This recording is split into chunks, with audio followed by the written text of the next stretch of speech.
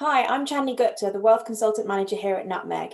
In keeping with the pandemic regulations, I'm joined today virtually by our Chief Investment Officer, James McManus, for an update on global markets and investments for Nutmeg's February investor update. Hi, James. Hi, Chandni. First up, it seems like the markets have had a relatively positive start to the year, but as the month progressed, we have seen the returns of some volatility. How did markets perform in January? Well, stock markets across the globe certainly started the month brightly, picking up where they left 2020, with major indices, stock market indices in the US and emerging markets reaching new all-time highs towards the middle of the month. It was emerging markets in particular that had the brightest start, powered by a continued recovery in global trade indicators and a really strong month for Asian equity markets in January, whilst in the US, smaller companies continued their strong performance of recent months, really buoyed by the prospect of further US stimulus under the new US administration. Now, unfortunately, that bright start of the month in equity markets couldn't be maintained in the final week of the month. Global stock markets turning lower in the final days of January as volatility returned. Developed stock markets then ending January around 1% lower than they started the year, whilst actually emerging markets, their much brighter start to the month meant that they actually still finished January 3.8% higher than they ended 2020. Closer to home, there wasn't any material relief rally in UK equities following the conclusion of the Brexit agreement. UK equities delivered negative returns on the month, but broadly in line with the global stock market index. But it was in government bonds where we witnessed, a pretty poor month for government bonds, actually, their worst month since August. Bond yields in the US rising on the back of that Democratic Senate control and the prospect of further fiscal stimulus. Whilst UK bond yields actually rose sharply in January despite the continued economic challenges in the UK, and that left gilt investors with losses of around 1.7% for the month, whilst the main Treasury bond index fell around 0.9% in local terms. So that, coupled with gold also falling around 2.5% in January, that meant little in the way of safe havens for the final week of the month, and that's left many multi-asset investors with some muted losses year to date. Okay, thanks. So a mixed month of returns, but have we seen the impact of a COVID second wave in the economic data from the final part of last year? And is a global economic recovery intact? Well, on the data front, January actually brought with it an opportunity to assess how the major economies across the globe have fared in the final quarter of last year and how much that second wave has affected the trajectory of the economic recovery. Now, we know that activity restrictions will have had an effect on that data and on sentiment as well. And we've begun to see that feed through. We've seen some softness in the US labour market and in business confidence data towards the end of the year. And we've also seen some activity surveys that have slowed somewhat from their previous levels in the third quarter. But in the US in particular, many activity measures really remain quite robustly in expansionary territory. And it's clear that despite that rise in case rate towards the end of the year and in early January this year, the economic recovery is really consolidating in the US economy. Closer to home, the story is a little bit more nuanced. We've seen a continued rise in the UK employment rate, and whilst the manufacturing sector has held up relatively well, it's the dominant services sector that's really feeling the effect of these extended activity restrictions. But importantly as well, we've also seen continued policy support. And I think also that the UK vaccine progress is a very positive dynamic as we see the number of COVID cases begin to fall in the UK. I guess alongside the macroeconomic data that we're currently in the midst of the earnings season for corporates, and so far here it's largely a positive story as well.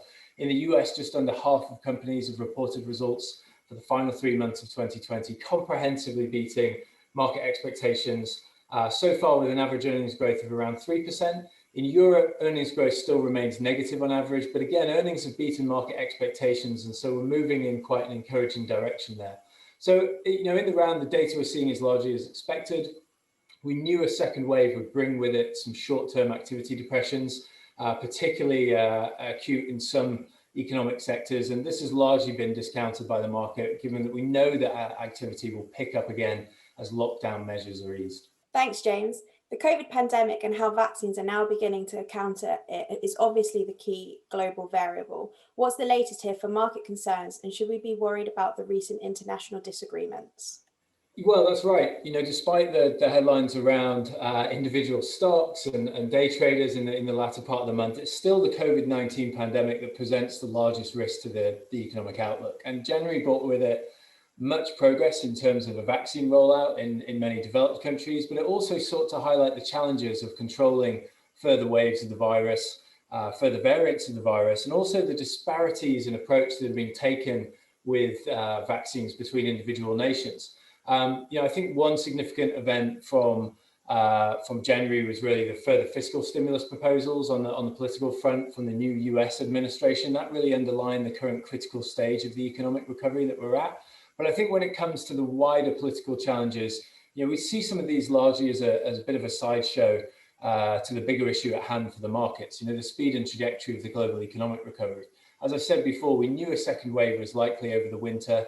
We're seeing encouraging signs now that cases are falling in much of the Western economies that have been most affected. Clearly, European nations find themselves at a bit of a disadvantage in terms of the vaccine rollout speed, and that's certainly going to increase political pressure for those concerned. And that's really actually quite an interesting dynamic for investors to pay attention to in the year ahead, in terms of a given nation or a region's ability to source and administer vaccines, and also what that means for factors such as international travel, international trade in the medium term. So that dynamic is really of particular concern, for example, in emerging markets, where we know that a mass vaccine rollout is really still appears quite far away at this point in time. But I think markets are well accustomed with political risk, particularly in Europe, where political risk has been a feature of the investment landscape for many years. One aspect we are watching closely in Europe at the moment is the developments in Italy, particularly after Premier Conte's resignation. And of course, over the pond in the US, President Biden's early policy actions are also really important, particularly how his administration approaches US trade and the diplomatic relationship with China. Based on all we've been through, have you made any adjustments to the Nutmeg fully managed portfolios? Yes, well, we did take the opportunity partway through the month of January to rebalance our equity exposure. We trimmed some gains after a strong end to the year last year, and also a quite positive start to equity market performance in January. We still remained overweight equities, but in our highest risk portfolios, we sold some of our Nordic equity exposure after a period of really strong performance against the wider mainland European index. And we added some of that profit to smaller company exposure in Europe. Whilst our lower and medium risk portfolios, we actually reduced the extent of our overweight to the US in favor of adding towards further emerging market equity exposure. And how have Nutmeg fully managed portfolios performed this month? Well, after a bright start to the month, January has really turned out to be a muted month for investment returns across the board in portfolios. So in our fully managed portfolios, January delivered returns of around -0.7 in the lowest risk portfolios, -0.8 in our medium risk portfolios, and around -0.1% in our highest risk portfolios. There's been a lot of recent news about the Gamestop share price phenomenon and the countering of short positions. Could you give us the Nutmeg investment team's view on this story? Well, I think clearly this is something that's dominated headlines in the last week of the month. But I think from a global markets perspective, it's really a bit of a periphery story, despite that domination of the headlines. And the power of the herd is certainly not something to ignore in financial markets. But I think the really important aspect to understand here is that this isn't largely decision-making that's based on fundamentals. It isn't stock picking per se. It would appear to be technical factors that are driving a lot of these shares and other investments higher. And clearly that's also related to the number of individuals that are trading the stocks. Now, that is quite speculative behavior. And personally, I think it's akin to gambling. The volatility in the price of some of these shares has been very extreme in the final days of January. And the share prices would appear incredibly overvalued at the current time relative to the company fundamentals. And as with any single stock investment, there really is no diversification of risk here. And so many investors will face quite significant losses if share prices were to normalize in some of these assets. So our view would be simply that investors shouldn't seek to chase these sort of short-term speculative investments. The dynamics at play here are much more complex than many believe them to be. And unfortunately, there is quite a high likelihood of losses for some of the investors that have bought these assets at inflated prices. Instead, we focus on what the evidence shows us. And the evidence shows us that diversification is the key to managing your risk, to offering you the best chance of achieving your investment goals in the medium term. And it's really investors that show patience and discipline that are rewarded in the medium long term, rather than being rewarded for that short-term speculative type behavior. Finally, to help our clients better understand our SRI portfolios, could you give us an update on their makeup? Absolutely. So our socially responsible portfolios are designed for investors who are looking for an actively managed investment portfolio, but are seeking greater alignment between their personal values and their investments. And they're managed much in the same way as our fully managed portfolios. They follow an investment strategy that's set by the Nutmeg investment team, but they invest in a range of exchange-traded funds that are tilted towards companies that are leaders in their industry in terms of environmental, social, and governance alignment, and away from companies who lag their peers or who are involved in controversial activities, activities such as weapons manufacturing.